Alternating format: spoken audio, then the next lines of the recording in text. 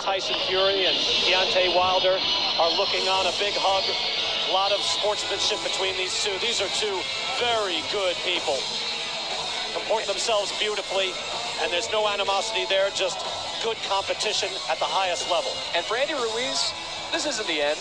I think he'd have a lot of problems with, say, a Tyson Fury, who throws a lot of punches and keep him off him. But against, say, a Deontay Wilder, who doesn't throw a lot of punches, I think he'd be competitive. There's still big fights ahead for Andy Ruiz. Well, look, Hasim Rahman, his career didn't end there.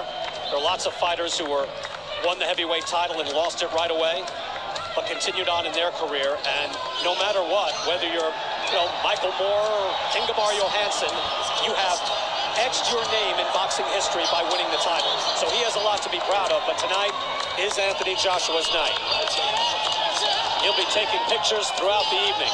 A triumphant performance as the challenger turns to champ.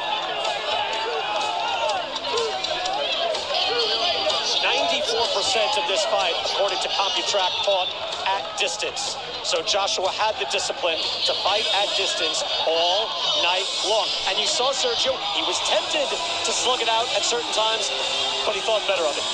I couldn't see Anthony Joshua winning, mixing it up with Andy Ruiz, or even fighting on the inside, or trying to back up Ruiz. That wasn't the game plan. That's not the way that Joshua was going to win the fight. The only way, in my opinion, that he could have won and regained those titles is exactly what he did. It's boxing, moving, and clinching when he had to. Again, Andy Ruiz becoming heavyweight champion, a la Leon Spinks, Hasim Rahman, or James Braddock. But the clock strikes 1 on the Cinderella Man. Ruiz's corner, Manny Robles, his trainer, said, yes, we expect him to stick and move for half of the fight, but can he do it for 12 entire rounds? There's no way he does it. Anthony Joshua just did, in impressive fashion. And I just love his comportment throughout. Again, saying, hey, I had to confront my friends. It was an embarrassment, but I got back in the gym.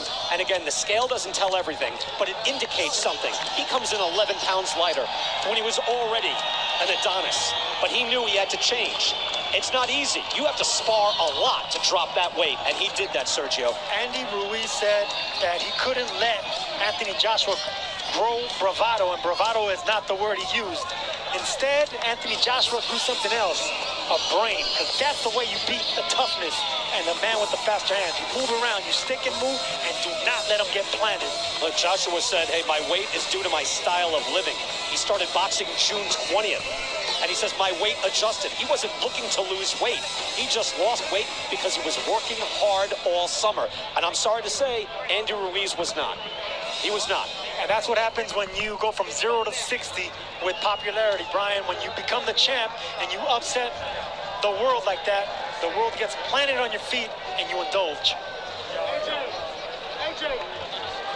And the biggest concern for a fighter with a meteoric rise is the immediate meteoric fall. And Ruiz, obviously never known for his conditioning in the first place, but he benefited by being a late replacement in New York City, coming off a fight only 5 weeks before. So he was in shape, he stayed in shape, and he shocked the world. But tonight,